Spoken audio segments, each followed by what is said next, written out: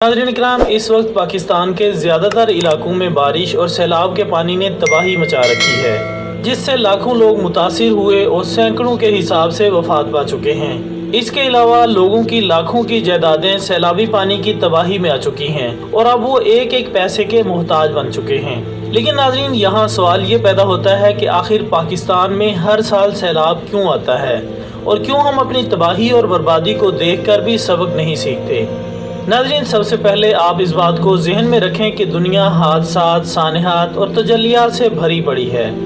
मौसमियाती तब्दीलियों के पेश नज़र जब तक रूए ज़मीन कायम व दायम है, इस पर आफात, ज़लज़ले, सैलाब और तूफ़ान आते रहेंगे, क्योंकि ये कुदरत का हिस्सा हैं। फ़र्क सिर्फ इतना है कि हम इनसे बचाव कैसे कर सकते हैं। और सबसे अहम बात कि ये सब कुछ जानते हुए कि यहाँ हर आफत आने वाले दिनों में हमारी मेहमान होगी, फिर भी हम ना तो हिफाजती तदाबीर इख्तियार करते हैं और ना ही आफतों के आगे बंद बांधते हैं और ना ही इनका कोई सद्देबाब करते हैं। अब मसला ये है कि इन आफतों का सद्देबाब कैसे किया जाए। इसकी मिसाल आप जापान से ले लें, जहां दुनिया में सबसे ज़्यादा ज़लज़ले आते हैं और ये ज़लज़ले पाकिस्तान में आने वाले सन 2005 के ज़लज़लों जितनी शिद्दत रखते हैं। लेकिन वहाँ कभी भी जानी और माली नुकसान नहीं होता, बल्कि यूँ कह लें कि ना होने के बराबर होता है। ऐसा इसलिए कि उन्होंने हादसा से बचाव के लिए ज़लज़ला प्रूफ इमारतें बना रखी हैं, सुनामी से बचने के लिए कंक्रीट की बेसमेंट बना रखी हैं और जहां तूफ़ानों का खदशा हो वहां की इमारतों के शीशे भी बुलेट प्रूफ किस्म के बनाए जाते हैं।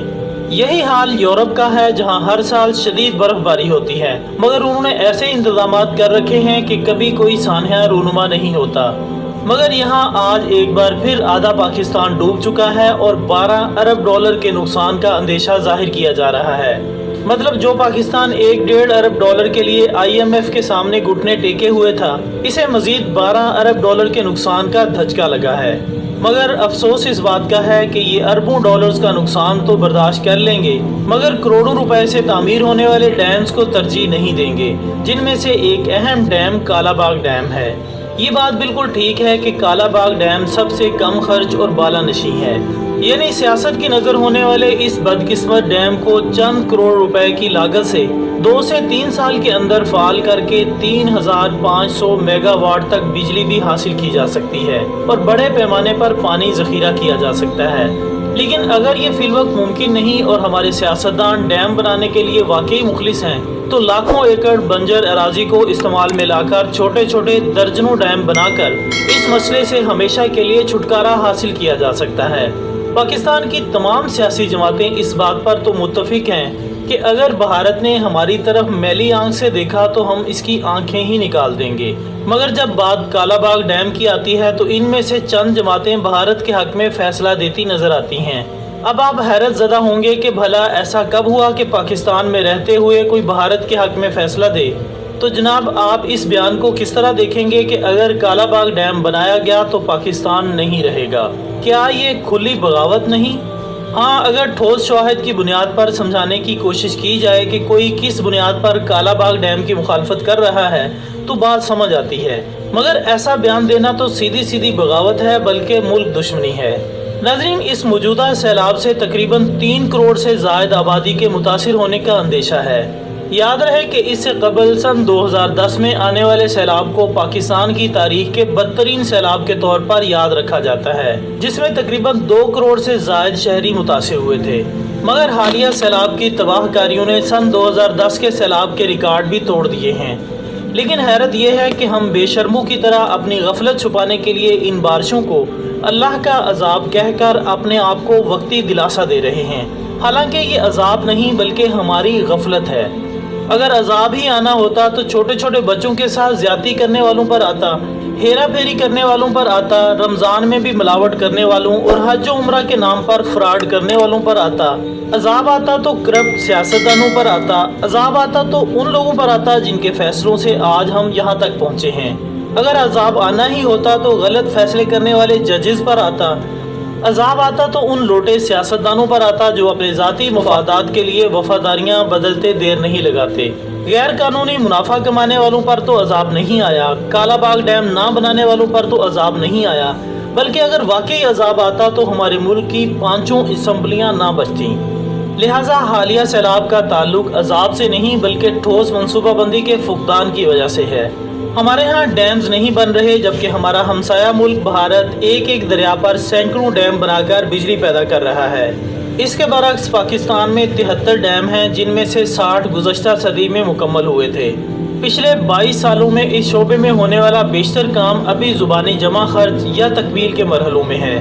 ناظرین، معذرت کے ساتھ مسئلہ صرف سیلاب کا نہیں، کیونکہ یہ پانی اگلے چند دنوں میں اپنا تاوان لے کر بحیرہ عرب میں جا گرے گا، لیکن اس کے بعد اناج، سبزیوں اور دالوں کی مہنگائی کا طوفان جو آئے گا، ہم اس سے کیسے نپٹیں گے؟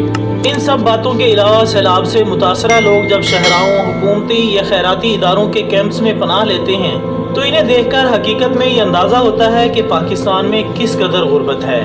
ہمارے حکمرانوں کے وہ سارے دعوے غلط ثابت ہو جاتے ہیں کہ پاکستان ترقی کر رہا ہے، کیونکہ متاثرین کی حالت زار بتا رہی ہوتی ہے کہ غربت نے انہیں پوری طرح جکڑ رکھا ہے۔ جب ان میں راشن یا خوراک تقسیم کی جا رہی ہوتی ہے تو اس وقت کے مناظر انتہائی تکلیف دہ ہوتے ہیں۔ ہم نے تو دور دراز کے علاقوں میں غربت و افلاس کا صحیح ادراک ہی نہیں کیا، جہاں کے رہنے والے اتنے دردناک اور بے بسی کے انداز میں اپنی غربت کا پرچار کرتے ہیں کہ پتھر دل کو بھی رحم آ جاتا ہے، مگر نہیں آتا تو ان سیاستدانوں کو نہیں آتا جو کہ پچھلے 75 سال سے ہمیں لوٹ رہے ہیں۔ حکمران دعوے کرتے ہیں کہ ہم متاثرین کو واپس ان کے گھروں میں آباد کریں گے اور انہیں بحال کریں گے، لیکن بہت سے متاثرین اپنے گھروں میں واپسی یا بحالی نہیں چاہتے، کیونکہ وہاں صرف بھوک اور افلاس ہے۔ وہ امداد پر ہی انحصار کرنا چاہتے ہیں اور امدادی کیمپس میں ہی رہنا چاہتے ہیں۔ سن 2010 کے متاثرین ابھی کراچی کے موٹر وے پر جھونپڑیوں میں موجود ہیں، کیونکہ انہیں نہ تو واپس ان کے گھروں میں آباد کیا گیا اور نہ ہی کراچی میں ان کے باعزت روزگار اور رہائش کا انتظام کیا گیا ہے۔ جو کام ریاست اور حکمرانوں کو کرنا تھا وہ اب مذہبی تنظیمیں اور خیراتی ادارے کر رہے ہیں۔ ناظرین، پاکستان کے سیلاب کی تباہ کاریاں کسی اور سیلاب کو جنم دے سکتی ہیں، جسے روکنے کی صلاحیت ہمارے موجودہ حکمران اشرافیہ میں تو بالکل نہیں ہے۔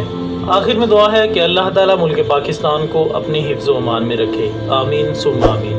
تو ناظرین، یہ تھی ہماری آج کی ویڈیو۔ انشاءاللہ بہت جلد دوبارہ حاضر ہوں گے ایک اور ویڈیو کے ساتھ۔ تب تک اپنا دوستوں، رشتہ داروں اور گرد و نواح کے تمام لوگوں کا بہت خیال رکھیے گا۔ اللہ حافظ۔